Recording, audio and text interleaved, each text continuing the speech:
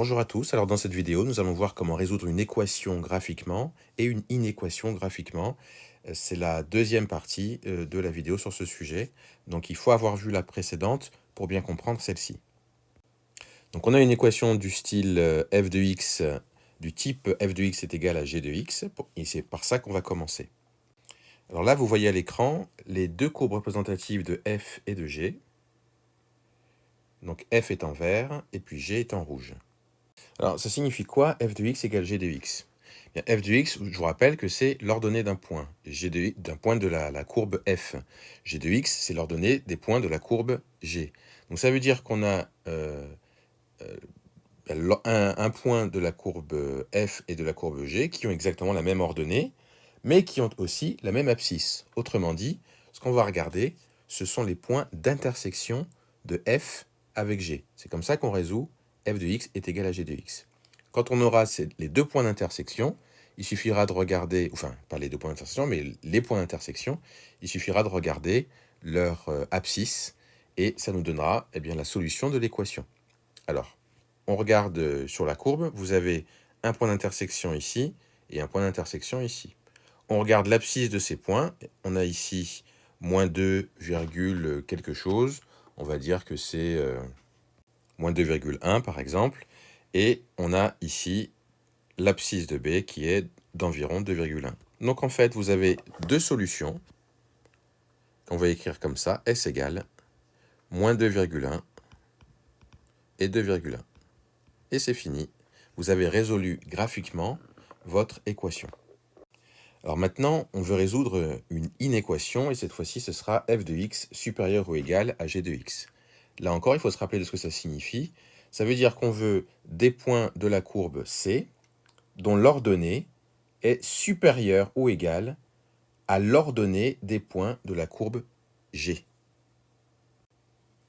Donc là, on va regarder quels sont les points de la courbe de f dont l'ordonnée est supérieure au point de la courbe de G. Notez que ici, et si on devait continuer et augmenter, ces points-là, leur ordonnée est supérieure à l'ordonnée des points qui sont ici, quand on les compare entre eux. C'est-à-dire que je compare un point là de G qui a donc la même abscisse, à un autre point de F qui a la même abscisse, et vous voyez bien que son ordonnée là est plus grande. Donc en fait, tous ces points-là ont une ordonnée qui sera supérieure à l'ordonnée des points qui sont sur G, en regardant effectivement la même abscisse, hein, parce que vous ne pouvez pas comparer par exemple ce point-là avec celui-ci.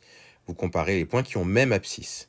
Donc vous pouvez comparer celui-là par exemple avec celui-là, celui-là avec celui-là, enfin voilà, vous comprenez le principe.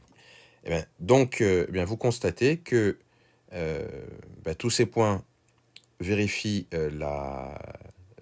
l'ordonnée de ces points vérifie l'inéquation. Ça veut dire que, comme je le disais dans la vidéo précédente, si on devait continuer la courbe, eh bien en fait, les abscisses iraient vers moins l'infini.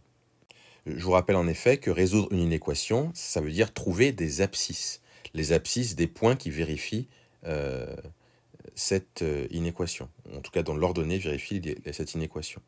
Donc ça veut dire que, en lien avec ce qu'on avait fait précédemment, les solutions vont être de moins l'infini jusqu'à moins 2,1, inclus puisque j'ai ici supérieur ou égal.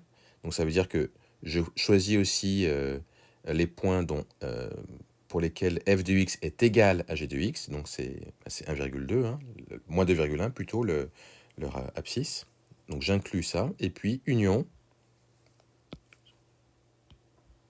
Je vais l'écrire en dessous ensuite. Bien, vous notez aussi que ces points-là ont une ordonnée supérieure, pour la même abscisse, hein, pareil que tout à l'heure. Donc, ils ont une ordonnée supérieure à ces points-là. Donc, ça signifie que, eh bien, on va regarder l'abscisse de ces points-là aussi. Et comme je vous le disais tout à l'heure, quand ces si on devait poursuivre la construction de cette courbe, eh ben, on se rendrait compte que leur abscisse augmenterait indéfiniment, donc ça irait vers plus l'infini. Ça veut dire que je pars d'ici, c'est-à-dire de 2,1, pour aller jusqu'à l'infini, donc plus l'infini. Je vais donc écrire que c'est union 2,1 plus l'infini. Donc voilà comment résoudre une inéquation graphiquement.